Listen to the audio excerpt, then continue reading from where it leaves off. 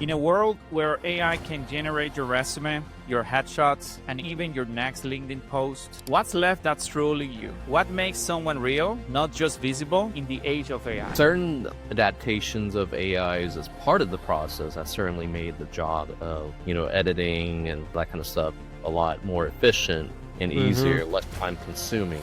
What inspired you to focus on your craft, on executive photography? Why you think that's still important, especially in this new era? Whether it's a family photo, newborn, your wedding, even your professional headshot and executive portrait, I wanted to tell your story, your battles, your experience, celebrate your success, or even just show people where you're trying to get. Otherwise, without it, it's just another image of your face, and that's it. We are defining a moment. Algorithms can simulate appearance, but not essence. AI can mirror your voice, but not your values. The question isn't whether AI will change personal branding, it is whether we'll still recognize ourselves when it does.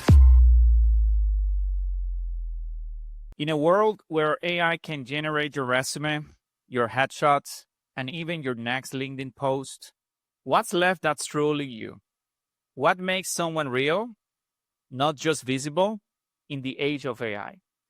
Welcome to the Human Protocol, the podcast about staying human while building the future with AI. I am your host, Mykel Salomon. We are defining a moment. Algorithms can simulate appearance, but not essence. AI can mirror your voice, but not your values. The question isn't whether AI will change personal branding, it is whether we'll still recognize ourselves when it does. Every week, we explore the intersection of technology, leadership, and purpose, uncovering how values, meaning, and impact endure in a world rewritten by code. Today, I'm joined by Joe Fang, an executive portrait photographer and brand strategist, who help leaders, founders, and professionals stand out with images that inspire confidence and build trust through authenticity.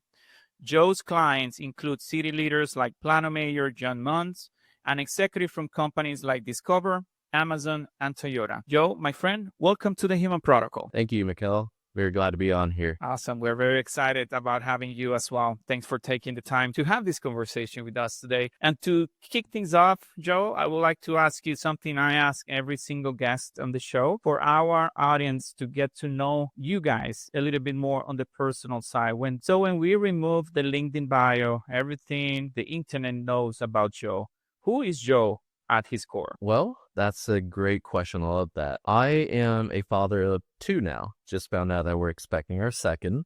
Congratulations. Thank you. Thank you. Family to me is extremely important. It is my foundation. It's my why. Why I do what I do. I want to set an example, for my kids growing up, right? And for them to bring to their world and share with their community the value of just being confidently themselves, going out there, explore, build opportunities, build genuine relationships and connections.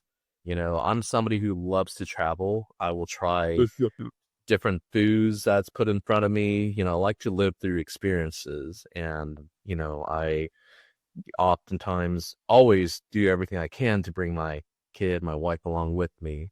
Even if it's for work. I want them involved. I also want them to see the world, the good and the bad. That's awesome, Joe. Thanks for sharing with us. And I'm sure they're going to have the dad, someone to look up to when they grow and be proud of everything that you're building for your family, which is a beautiful thing. I appreciate you sharing that with us. And I want to ask you, in this whole new era that we are heading into with AI transforming the way we live, the way we look, and what's real and what's not. And for this conversation that we are about to have today, I'm curious to hear from you, Joe. What inspired you to focus on your craft, on executive photography? Why you think that's still important, especially in this new era? And regarding the personal branding, why personal branding, in your opinion, it's more important than ever? Yeah. I like to make it clear that my work is for any professional, no matter the level they're at, as long as they value their own brand, they want to, take it to the next level. They're not there to settle. That's where the value comes in. If it's just another thing on your checklist, then it's different. That's kind of where AI, for example, AI headshot can potentially come in. And I believe AI headshot is here to stay. It has its place, just like in many industry. We want to integrate it as part of our process, ideally process, not the product or the result itself, right? Like, Mm. AI headshots is great if you're stuck in a bind and somebody had requested your headshot the very next day. There is no way you're finding a photographer to get that done. That's where AI headshot is beneficial. But if you're trying to, make a difference in your life, in your career, you want to show, yourself fully. And I think that message has resonated a lot with leaders who dare to stand out and who have a need to stand out. But I've also worked with a lot of people, whether they're early in the career or they're middle management, but they have that goal they want to reach, understand they want to be seen in a certain way. That's where I come in and help out. Awesome. So in a way, you help people and human beings to achieve their goals and to take things to the next level, whatever that next level is, with your craft, which is something that it's extremely important today. And because AI can replicate the look, but it cannot replicate your light. And that's where your craft and your talent, Joe, comes into place. And from what I've seen, it is important for you to highlight and bring that energy that you see in people via your headshots. So how does that process work, and why do you think it's important? I think it's important because you want to build relationships based on truth, based on authenticity, alignment. Mhm. One of my earliest client, I'm just going to give him a shout out, Ryan Meinzer. He's a CTO over here in DFW. I remember him well because early on, I was just trying to be another standard headshot photographer out there. And, I'm like, okay, I'm going to pose this person this way, that way, that way, do everything the same process, run people through. It became very transactional. Ryan gave me a good reminder that everybody is uniquely different. And you have to have that daring attitude, stand out for people to remember you, but also understand who you are. Because, do you want to be hired and stuck in a place because you're trying to fit in, but you're not really being yourself? And Mhm. you're butting heads with people every day because the value's different, the mission's different, right? Yeah. Yeah. So if people can see who you are right away, make that determination, and don't be afraid because, one of my mentor told me I'm not going to be there for everybody. Not everybody's going to like me or like my Right. style of work. And Ryan basically told me that as well through our time together in the studio because he came in and he ended up with professional headshots of him wearing a fedora with dramatic lighting, with him wearing a cowboy hat, right? And I literally asked him. Ryan, you're a CTO. Are you sure? And he said, Mm. yeah. He's like, that's me. That's truly me. He said, But if people don't like what I bring, I'd rather not force myself into that situation. And if somebody loves me when they see my photo and they want to engage further, then I'm all down for it. there's no run on just bringing your authentic self. That will connect with people, no matter where you're coming from. That level of authenticity is what people are looking up to.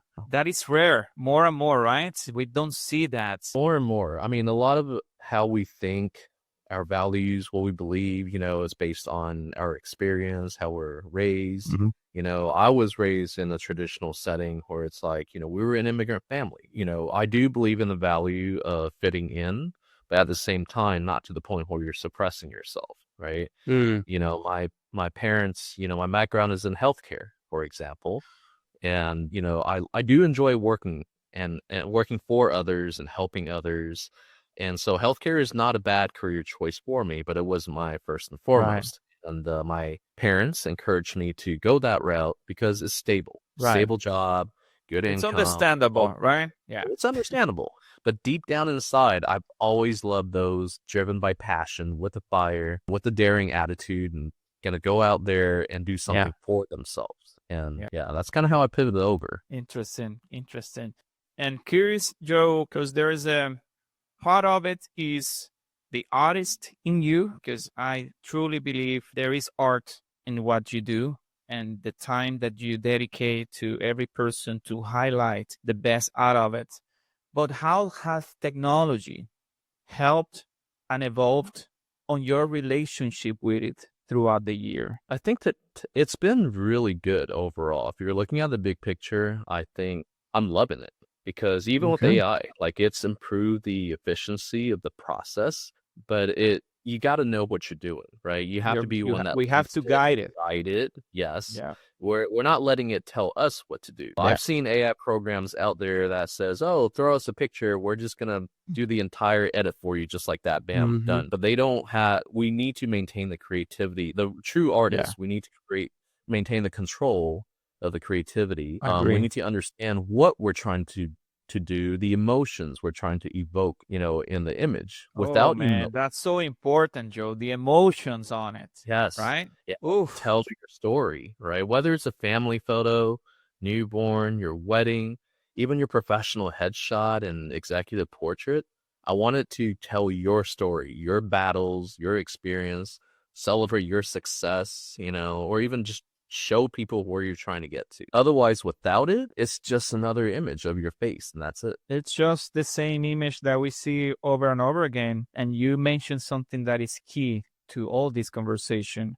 AI will never be able to understand our emotions or even translate it the way we are feeling it, because it is a feeling, and it is a feeling that only us human beings can actually experience. And the emotion side of, especially on the work that you do, it's visible on the finished work. We can actually feel whatever that conversation you had with your guest, because it actually translated into that beautiful image that we all see from your work. So I really think that keeping the handling on and the creativity part of what we do, that's still a human aspect of that we need to keep at all costs if we want to continue to keep what your brand, my brand is, and we own that part. Exactly. If you think about AI headshots, how do they create them? They're trained based on the headshots that's existing. That is out there, right? Yeah, that's already out there. And then going forward, people who uses it, they're going to, yes, create some professional headshots for them, but they're all going to look the same with the same prompt and everything, Yeah. right? And most people don't understand how to, correctly prompt them to look any different without the background or the eye or that kind of stuff. It's AI won't ever understand context the way we understand it, the way we feel it. And Yes. that extremely important part of any creative process is you understanding what is the context and where you want to land. Uh-huh. How do you want to see it? How do you want to get there? That's still us for the most part. And I think we should continue to fight for it, to keep our humanity in the middle of all these creative processes. And, I was reading the other day, it's something that stuck with me, which is, it was an article that I was reading out that over 60% of social users say they no longer trust profile images without human context because of the AI fatigue that we're seeing. And I see it, you see it. There has been an over reliant on AI to build images that they really don't look like they're human Uh-huh. behind it. Yeah. It's Images or articles. Like or you don't articles. know what you're reading or seeing. Yeah, you don't know if it's real or not. Yeah. I think it's a dangerous thing. It really is. It is, especially with people over reliant and not understanding that what they're putting out there is really themselves, but not really, because the image, it's really not themselves.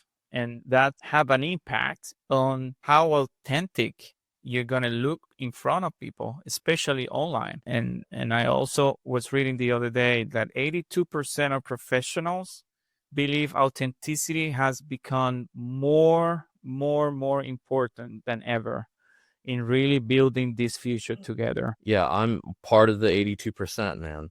Authenticity is something that's going to keep humanity alive.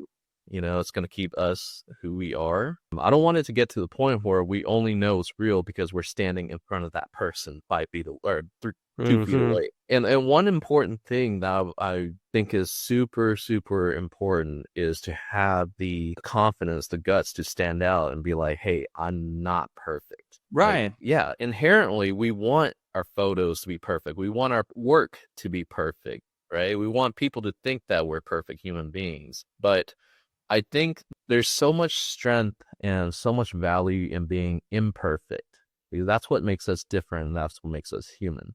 Mm-hmm. And we have to dare to kind of show that in a sense. Like even in a photo, I mean, even before AI, it was all about the filters. And, I try to tell people, I said, look, let's not airbrush your skin too heavily. We don't want it to not look like you. Yes, we can be concerned with our wrinkles once we hit our 40s. You're like, oh my gosh, I can't believe I look like this. But Yes, it's at the us. same, yeah, it's us. It's us. And it's so funny because like I would have 20 and 30-year-olds coming in here saying, please make us look older. Then I got the 40s and 50s saying, please make us look younger. And then the 60s saying, I don't care anymore. I don't give a darn. But but think about, the 20s and early 30s coming in and saying, make us look older. Like, why is that? Yeah. Right? It's So like, so who do we want to be at the end of the day? And are we really enjoying every phase that we're going through? Because it sounds like lately humanity and these new generations, they're not satisfied with the way they look or the way right. they are today. And then the next decade, and they also don't want to be that way. So it's like, what are we doing here? There is no shortcut, and there's value in time, value in experience. Yes, you might have some, wrinkles and all that. You look a little older than you like, but you bring something to the table. Right. People want to engage with you. You have a job for a reason. You're getting a promotion for a reason. It's not because of you have wrinkles or not. You bring something to the Absolutely. table. You got to recognize that and celebrate that. It's probably because people saw something in you that is very unique to you. And that's what we should embrace more and more. But it's also Mm-hmm. part of this whole social media conversation, Joe. It's they see people looking perfect online and people are just trying to follow trends and the way they see influencers and other people in the internet that at the end of the day they're using a lot of filters and that's really not how they look or even sometimes sound. And I think this is part of why we see humanity not satisfied with the way they look, the way they see themselves, the way they are feeling about themselves. And when we first discuss about having this conversation today, I say, what should we talk about? That we need it out there. And that's where we landed on. And that's the episode title, which is Human First Personal Branding in the Age of AI. And that's what we need to talk about more, who you are. And you Mm-hmm. only can create your brand if you truly understand who you are first. Exactly. There's so much power behind that. Absolutely. And do you help those people only if they understand who they are first? I mean, you can help them navigate and try to find out who really they are, but that should start with us. Do you see it that way? I do. I do. I have, for the longest time, for example, I held off on my own headshot. And just because I remember who I was 5 years ago, 15 pounds lighter.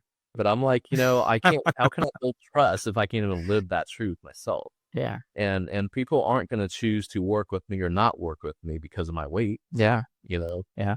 Right. And so I still updated my headshot and updating it more. But it's just showing that confidence and knowing what you bring. That's what's going to attract people, I think. And since you touched on that, it made me think, do you take your own headshots? Currently, I do. Cool. There is actually, so going to give a shout out to my mentor, Daniel Wakefield from Top Tier Headshots. He's amazing. He's down there in Miami, at Fort Lauderdale, actually. So he works a lot with people in Miami and Fort Lauderdale.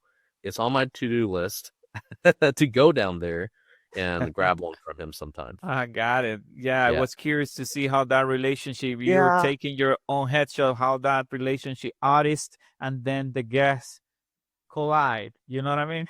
Oh my gosh. Taking my own headshot is really, really interesting. Awkward, I think. Because when I take the headshots, I'm viewing through the lens finder. I'm trying to get a Mm-hmm. feel for that person. finding the right moment where it feels right for that split second, bam, capture that shot. I Okay. can imagine. So I can really yeah, imagine because those are two different point of views. correct. So now I'm either setting a timer and like to take your own headshot, there's two ways, right? One is you set your own timer, you get in from the camera. But by the time the timer counts down, you're already expecting it. Your pose, your smile is stiff, it's forced, Yeah. right? It's very hard. And a lot of it, the true smile or expression, it doesn't have to always be a smile in a headshot. It comes from within. So I have to, within those 3 5 second countdown, I have to evoke a certain memory and let my expression come through. Because if I just stand there and smile and just wait 3 2 1, and then if it comes so Right. stiff, or I would have my wife help me click the shutter button. Yeah. But that still, it's like, it doesn't always work out best because anybody can click the shutter button. Photographers, we need to position ourselves as the guide. I need to have somebody there behind the camera and engaging with me, getting the best out of it, because that's what I try to do for my clients, right? Absolutely. And that's what I thought asking how, because I'm sure it's difficult when you are in both positions at once. It is. It is. That should be the goal for all the photographers. Otherwise, you're just a machine standing there hired to click the shutter button, and that's kind of where AI is going to replace folks like that. Yeah. When it's just simple, repetitive tasks, well, those are replaceable, unfortunately. Yeah. Yeah, I agree. I agree. And Joe, when we talk about generating contents and content creators, and I see a lot of people that they may be visible, Mhm. but not be seen, especially in times of AI generated content. And I think you also have noticed that, yes, there's a lot of people that are visible. Now, for you to be seen, you have to come up with your authentic self. And that's where your personal branding really comes and shines. What are your thoughts on this? Yeah, I think it's establishing your own brand. It doesn't mean that you have to be a social media influencer, because I've had some professionals come up and say, well, I would like some of these shots. I want to use them, but, I'm not trying to be a social media content producer, Mm-hmm. not trying to be a personality like that. And I'm saying you don't have to. Right. Like, just share what you want to share when you want to share it. But as long as you're, showing that you're engaged, you're active, and you're out there trying to build a real relationship, you're out there to give, to bring value to others, and you can only do that through a unique kind of personal brand, professional or not, right? You think about all the actual influencers out there who are making a killing because they figured out a way to establish their own brand, and they can launch energy drink or a cookie or a burger, and people just buy into it because they trust that brand, they value that brand, there's hype around that brand. If you're relying on AI, well, anybody can tell AI and replicate who you are and Mm-hmm. make everything the same. You're not Mm-hmm. it's all about standing out and finding out who you are. That is true. And I have some interesting facts that while I was reading to better understand the business side of AI generated headshots and AI generated content, there is a big market out there that is about to continue to grow. And there are some headshots AI tools that, for example, that they're making over 20 millions in revenue only last year. While at the same time, there has been some research done by Deloitte that found that AI generated profiles had 45% lower engagement rate than really genuine unedited images. So while there is a market and people overutilizing those tools, also people are recognizing that, hey, this is AI generated. I'm not going to engage as much. So it's like from one side, we have people using it. From the other side, we have the same people or human beings saying, I don't like this content. So it's kind of a conflict there, huh? Yeah, it really is. It's in our nature, I think, sometimes to just take the easy way out, Yeah, right? Oh, here's true. a weight loss drug. You take it, you're gonna lose 15 pounds. Great. Instead of a strict diet regimen, exercise, good That's a sleep. very human. That's a very human thing. Yeah, we want things done quick, easy. Like I said earlier, right? There are times for that, perhaps, but otherwise, invest some time in yourself, right? The most successful people, they want to be seen for that I've met. They want to be seen for who they really are. Yeah. This kind of that attitude that they carry over to everything they do. Hmm. If you're just trying to find the easy way out, and that's what you don't ever change that habit or that attitude. I feel like you carry that to a lot of things throughout your life, your career. It has a certain impact. Yeah, I agree. And where I see the irony in all this, Joe, is that with the whole overusing AI to make us look perfect, or, that person that we wanted to look, maybe, and maybe the more perfect, with a lot of filters and enhancement that your image becomes, right? The more imperfect we really crave for us to be with one another. And that's what I think the whole irony of thing. We are overutilizing. We want to look perfect, but at the same time, hey, maybe we should not. Yeah, maybe we should just bring you who you really are.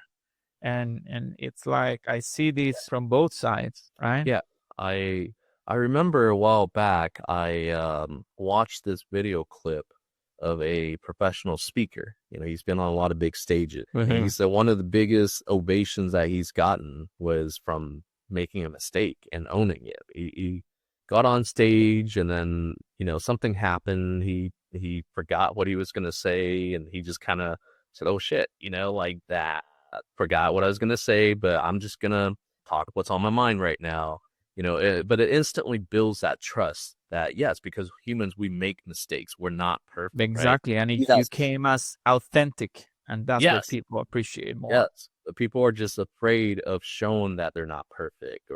I get it, because that's why being in front of the camera is scary. You don't know what to do, and then Well, you're concerned about certain things about you, your looks. You're like, oh, I don't want to show this, but people are seeing it on a daily basis. If we get your expression right, your energy right, it shows that you're happy, you're in the moment, you're confident. I mean, that's what people are gonna feel, right? Photos about feeling, not about others judging your look. and it's funny that you touched on that, because I was thinking on getting there and asking you, what would be your advice to those people that by nature feel uncomfortable to be in front of the camera or being in the spotlight? Because at the end of the day, part of what you do is putting them into the spotlight and bring their stories in a way that maybe they never thought about themselves. Yeah, I mean, I think it starts from my standpoint, it starts from just active listening, hearing them out, why are they doing their headshot? What do they want to achieve with that? Make them understand the importance of putting themselves forward authentically. Everything's going to start from within. They need to also understand their why, right? Why do they care to have a headshot? Where do they want to go in the career? Why are they trying to make money? Oh man, understanding our why is key and critical to Yeah, everything. everybody has different whys. It could be you're Yeah, doing it for your family, you're doing it for yourself. You want to go on yeah, this amazing trip. You want to buy this $1 million sports car. That's your goal. Great. That's okay. There's nothing wrong with that, right? If it mm, pushes you forward, if that's your fuel, okay, then you got to do everything in alignment that's going to get you to that goal. And once you absolutely. understand that, then well, this is part of the process. It starts with your visual branding, online or in person, right? You don't show up to work in shorts and flip flop, maybe in Mm. Miami, I don't know. Yeah, Yeah, but like in person, you're networking or you're going to work, you're dressing for a success. You're trying to create an image, how you want to be perceived by others. It's no different than this, digitally, because we have a big presence online these days. yeah, I agree. Yeah. It's So a it must starts of it. from within, right? And then you got to be able to, just open up and say, yes, I'm going to do it for myself, and of course the photographer, finding the right fit is so important. Somebody who cares Mhm. enough to ask the questions, to understand you, versus you just pay them $200 and they're Yeah, there, click, click, click. a big difference there. Mm-hmm. Both processes. Yeah. It's Because you want to feel comfortable in the moment, right? yeah, If it feels awkward, you're standing there, it's quiet, crickets. You're the that end awkwardness. result will probably be that, right? Yeah. I agree. I agree. All exciting, exciting stuff, Joe. And in times of moving into more and more on this future that AI generating content will continue to probably increase and Uh-huh. taking over more and more. How do you see and what needs to happen for us to keep a human first type of branding for what we do? What are those things that you will be looking up to on the content side, on the branding side, the overall branding side, image content? How do you see us being able to keep a human first? Mm. That's a really interesting question. That's a tough one, Mykel. I want to say, I think it's about the attitude of being a giver. Mm. Mm. Okay. Putting others first. How can you help others, whether it's through a certain action or the information you're putting out there, the introductions you're making, right? I think that's something that it's relationship based. Mm-hmm. I think that's something that AI is just not going to replicate. Yeah. You know, like introductions, like, you got to understand the why of the other person, for example, before you make the right introduction. You don't want to introduce somebody who's not the right fit. And you're Right. certainly not going to have AI ask those questions and start, sending out lists of 20 people in your contact to the one person. I don't know. Yeah, I think it's being that giver, and when people see that you're there, you got big heart, you're there for others. Hopefully they reciprocate. It amplifies the effect. It builds trust, Mm-hmm. right? Yeah. And understanding others people's energy, I think that's this is who we humans are. We understand each other energy. That's not something AI would ever understand, right? Uh-huh. And human first branding for me as well, on top of what you just said, it's also understanding each other's energy. And really, what is it? Back to what you were just saying, what is your why? And why are you doing what you're doing? The most important part of all things. Yeah, 100%. Yes, Joe. So let's see. Let's see what's going to happen next. It's going to be interesting to see how everything continues to evolve. Yeah, it is a whole new world for sure. But, we're all part of it. We're in it together. I think it's what we really make out of it, how we carry ourselves, how we, influence the people around us. Mm-hmm.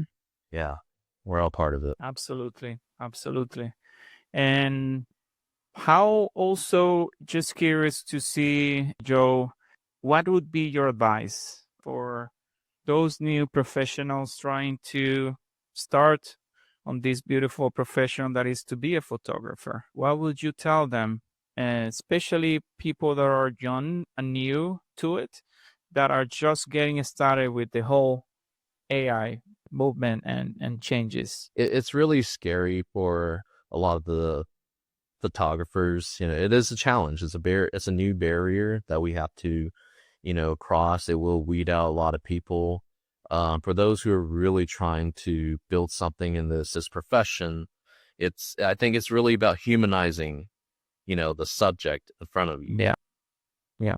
That's what it comes down to. So you starts with you understanding the mission of your own brand, what you're trying to bring to the table, and how you can help the individual or the group of people that have hired you, and really just tell their story. You made me think now because it's about humanizing, right? But for us that we're coming from different era in a way that we have been more connected to humans. For Hmm. those new generations that are more attached to technology and probably to AI than what we were, or using it in a different way than the way we are using it, how we can continue to make sure that they embraced our humanity. And this is what I reckon with that I have a challenge trying to understand how we can keep this new Yeah. generation as human as possible instead of over relying on the technology. Yeah, I think a lot of it, me as a dad, I think a lot of it comes down to the family unit. whether it's the parents, grandparents, whether it's the mentors, the Mm, teachers, like teaching them the value of it early on, because that's our foundation. And we carry that's that the through. foundation. Yeah, we carry those values or lack of Yeah. values through everything, going forward as we grow and as we age, so I think it starts from there. Yeah, I agree. And it's like every phase really has a story, right? Every human being has a story, and every story has its own light. And part of the beauty of highlighting each other's light is just finding what is it, who they are, Yeah, and getting to know their why. exactly. Like I want to teach my daughter, let her know that it's okay to be herself. She doesn't need to look like the influencer. She doesn't need to be perfect for people to like her or think that she's beautiful, right? Hmm. Um, find her own path, figure out who she really is and roll with it. So that's one of those things where it starts, I think it starts at a younger age, but it's never too old to learn or realize the importance of that either. Um, Absolutely. so yeah, that's what it is. Interesting, interesting, Joe. And we're approaching the last segment of our conversation. It's usually one question, but for multiple groups of people that I want to get your inputs and how do you see that. So let's start with the first group, which is what would be your piece of advice for those people, human beings that haven't even started working with AI? How do you see that? What would you advise to them? Utilize it, embrace it. I think it's there to make our lives, our jobs a lot easier if we know how to guide it. Be Right. the one that's guiding it. Be in the driver's seat, right? Yes. Absolutely. Always.